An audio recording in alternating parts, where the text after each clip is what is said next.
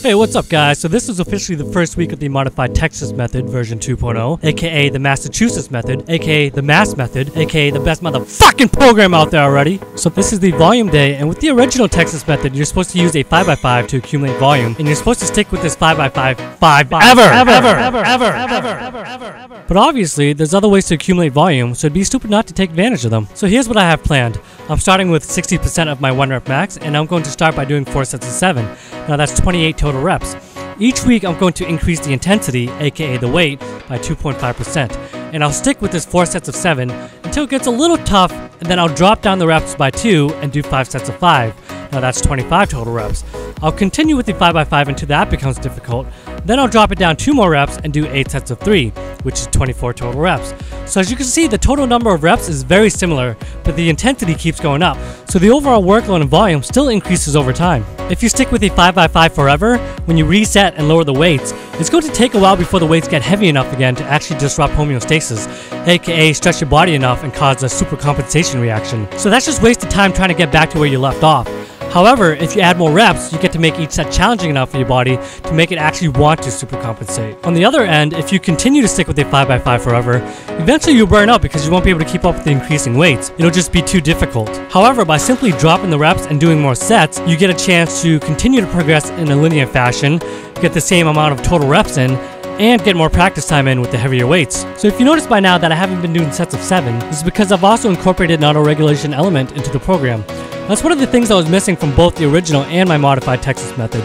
If I stick with sets of 7 straight across, the first few sets may be too easy and it won't mean anything to my body. Instead, if I allow myself to auto-regulate and just use 7 as a minimum number, I can ensure that each and every set will be challenging enough for my body. I'll try to link an article by Greg Knuckles down below, but in this article he summarized a study that basically came to the conclusion that it's not just about the amount of reps you do that counts, but also the amount of challenging sets you do.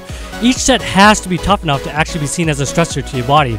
So another way to calculate volume is to keep track of how many challenging sets you do. With the Juggernaut method, especially during the volume week, the first few sets felt like nothing. I breezed through them and they just felt like warm-ups. It was only the last set, the AMRAP set, that was challenging. So in reality, even if I did 5 sets before, it was the 6th and final set with the AMRAP that was actually challenging enough for my body for it to be worth something. By setting 7 as the minimum amount of reps and just pushing until I hit an RPE 9 instead, I'm making sure that I make each and every set hard enough so that I reach those upper threshold muscle fibers.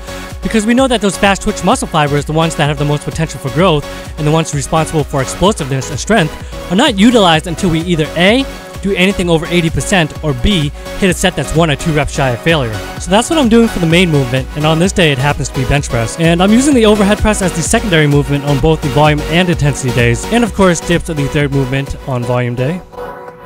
G for free. Oh yeah. Now moving on to intensity day, so the weights go up, and there should be at least a 10% gap between your volume day weights and your intensity day weights. And all you have to do is work up to a top set of 5 reps. The weight is pretty light right now because I'm just starting off. I also allow myself to auto-regulate and do more reps if I feel like it. And when it becomes too difficult to maintain the minimum of 5 reps, then I'll switch to 2 sets of 3 reps. And when that becomes too difficult, then I'll switch to 5 singles. So that's all actually pretty standard Texas Method protocols for the intensity day. The only difference is that I allow myself to do more reps if I feel like it. One thing that I have added in the past that has worked really well for me was after finishing the main working sets, I would build up to a heavy single. After the heavy single, I would work my way back down in weight, but with each set, I would do a longer and longer pause. So 275, I paused it for a 1 count. For 265, I paused for a 2 count. And for 245, I paused it for a 4 count. Each week, I plan to keep the weight the same for these singles, but I plan to increase the length of the pause instead.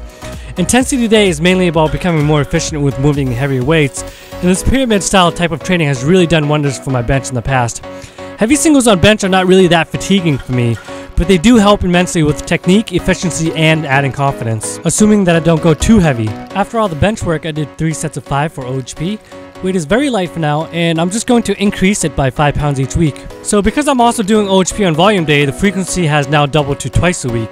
The weight is obviously heavier on intensity day, and the gap between the volume day and intensity day weights is around 20% right now, and this seems to be just right for me at the moment. Linear progression has worked great for my OHP in the past, so I'm just going to go back to what I know works. After OHP, I did close grip bench press. The weight is super light for now as I'm getting a feel for the program.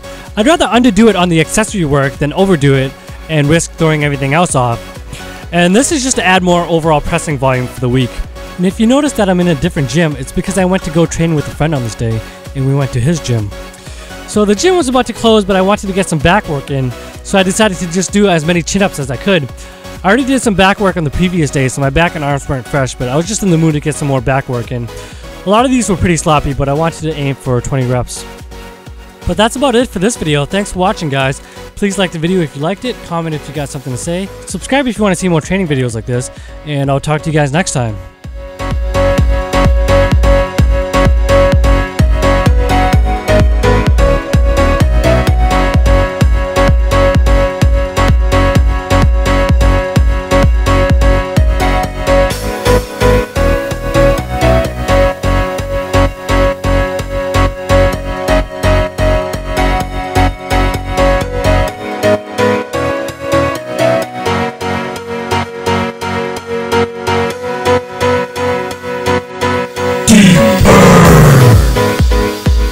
I know when the hotline bling, that can only mean one thing. Whoops. Put your goddamn weights away!